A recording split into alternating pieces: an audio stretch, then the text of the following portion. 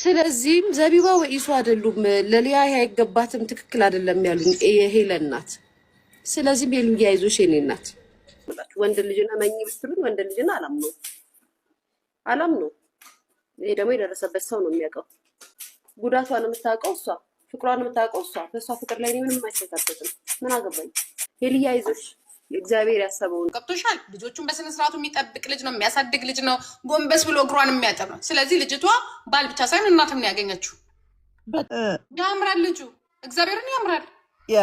ጸባይ ያለው ከጸባይ ጋር አቤት ሄለን፣ አቤት ኮምፎርት የሆነ ትራስ ያሰጠሽ አምላክ እስራኤል ተመስገን። እንኳን አንቺ ላይ አልወደቅም። እዛ ላይ ልትተኝ ነበረ፣ እንናደድ ነበር። እኔ ከሰሞኑ እጅግ ብዙዎችን ያነጋገረ አንድ ክስተት ነበረ።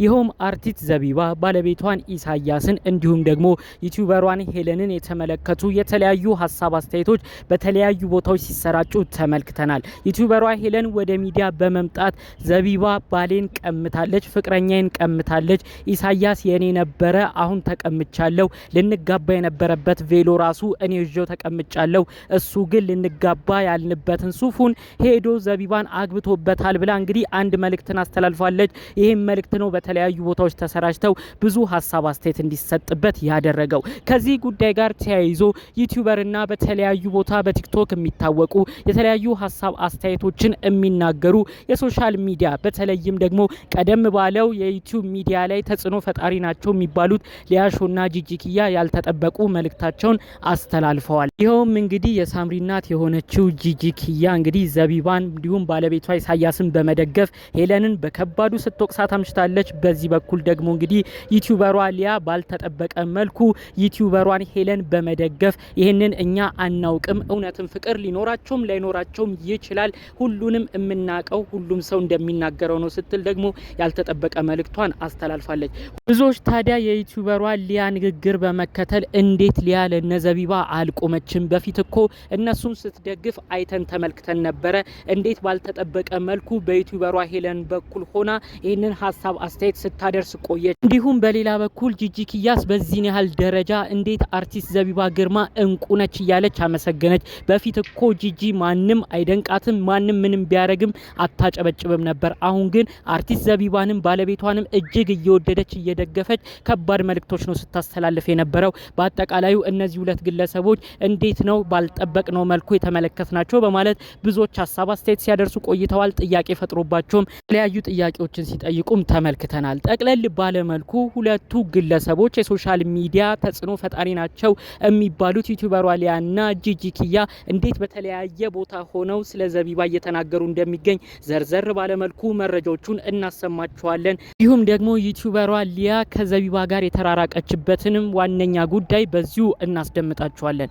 ሰላም ጤና ይስጥልን ውድ ሀገሬ ልጆች፣ በተለያዩ ዓለም ሀገራት የምትገኙ በያላችሁበት ሀገር ሰላማችሁ ይብዛልኝ። ዛሬም አዳዲስ በሆኑ ጉዳዮች ብቅ ብለናል። ለዚህ ቻናል አዲስ ከሆናችሁ ሰብስክራይብ በማድረግ ሁሌ የምንለቃቸው ቪዲዮዎች እንዲደርሱ ይሁን።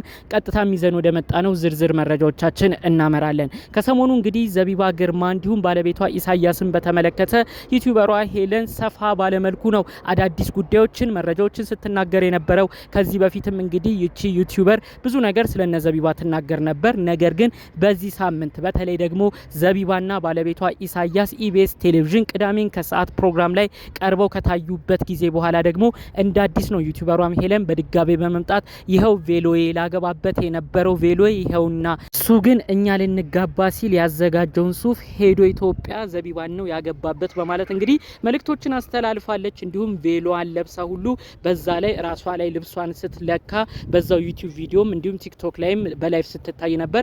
ብዙዎችም ነው ይህን ነገር እንደ አዲስ በመቀባበል በብዙ ቦታዎች አሰራጭተውት የነበሩት። ይህን ጉዳይ አስመልክቶ እንግዲህ ኢሳያስ የተባለው የዘቢባ ግርማ ባለቤት የልጆቿ አባት የሆነው ግለሰብ እኔ ይችን ግለሰብ አላቃትም በልጆቼ ስምም እምላለው እያለ የራሱን ሀሳብ አስተያየት ሲናገር ነበረ። እንደውም ብዙዎች ይህን ጉዳይ አስመልክቶ እባክህ ኢሳያስ አትጨነቅ፣ አንተን እኛ የበፊት ልጆች እናቀሃለን፣ በልጆችህም አትማል፣ እንደዚህ አይገባም በማለት እንግዲህ መልእክት ሲያስተላልፉለት ነበር። ብዙዎች እንግዲህ ይህን ጉዳይ በተመለከተ የተለያዩ ሀሳብ አስተያየት ምልከታ ሲሰጡ ነበረ። በተለይ ደግሞ ከሰሞኑ ቅዳሜ ቅዳሜ የሚኖራትን የቲክቶክ ላይቭ ምክንያት በማድረግ ይቺ ግለሰብ ብዙ ሰው እንዲመለከታት ካላት ጥረት ነው የሱን ስም እየጠራች ቅዳሜ ቀንም እውነቱን አፈርጠዋለሁ ቬሎንም አቃጥላለሁ እያለች የተናገረችው ብዙ ሰው በላይቭ ላይ እንዲገኝላት ካላት ጉጉት ነው። ስለዚህ ይሄንን ለቪው ነው የምትጠቀመው እሱን ነው መጠቀም ያደረገችው በማለት መልእክታቸውን ሲያሰሙ ነበረ።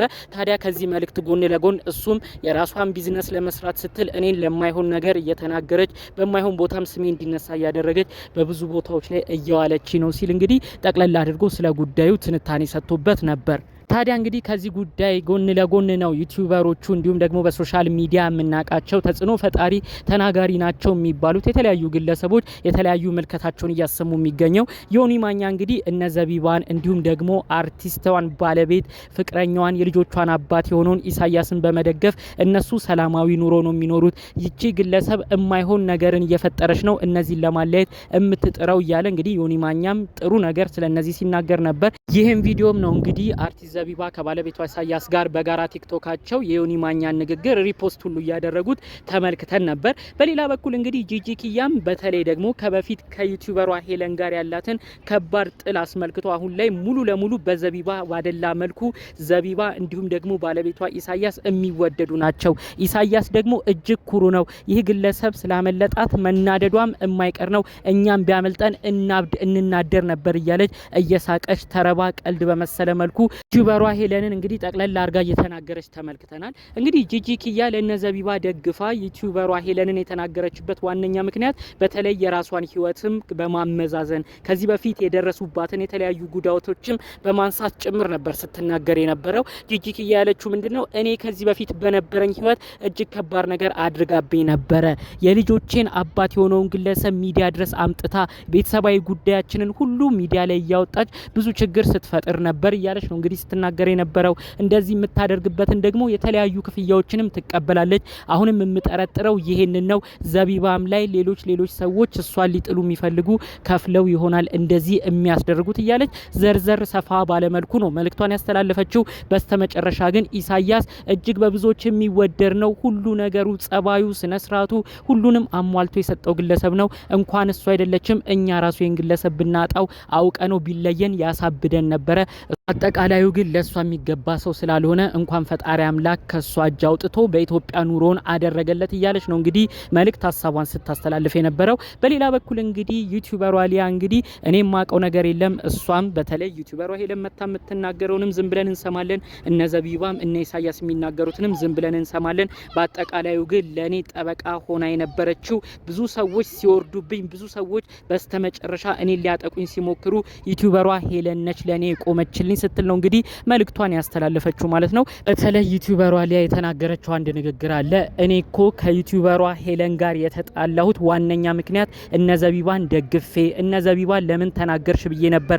ከጥቂት ወራቶች በፊት ብዙ ነገር ስትናገራቸው ለነሱ ዋስ ጠበቃ ሆኜ ዩቲዩበር ሄለን ጋር ተጋጭቼ የነበረው። በስተመጨረሻ ግን እኔ ጥቃት ሲደርስብኝ የተለያዩ ሰዎች እኔን ሊያጠፉኝ ሲሞክሩ እነሱ አልደረሱልኝም፣ እነሱ ድምጽ አልሆኑኝም። ድምጽ የሆነችኝ ሄለን ነች። ስለዚህ እኔ የማውቀው ነገር የለም። ተበድላም ሊሆን ይችላል፣ የእውነት ፍቅርም ኖሯቸው ሊሆን ይችላል። የምናውቀው ታሪክ የለም። አጠቃላዩ እንግዲህ ኢሳያስና ሄለን ፍቅር አልነበራቸውም ብሎ ለማሰብ ይከብዳል። እሷ የምትለውን እንቀበላለን፣ በዚህ በኩል እነሱም ወጥተው መልስ የሚሰጡትም ነገር ዝም ብለን እንቀበላለን። እንደ አጠቃላዩ ግን እነዚህ ቤተሰቦች መካከል ገብቼ እንዲህ ነው እንዲያ ነው ብዬ አልናገርም ስትል ነው አጠቃላይ ያሉትን ምልከታዎቿን እየተናገረችው። በተለይ ደግሞ ዩቲዩበሯ ሄለን የምትናገረው ነገር እውነት ሊኖራት ይችላል ስትል ነው እንግዲህ በስተመጨረሻ መልእክቷን የጠቀለለችው ማለት ነው። እንግዲህ ጠቅለል ባሉ መረጃዎቻችን ለዛሬ ዘን የመጣ ነው ይህንን ይመስል ነበር። በሌሎች ቪዲዮዎቻችን እስክንገናኝ ሰላሙን ሁሉ ተመኘውላችሁ።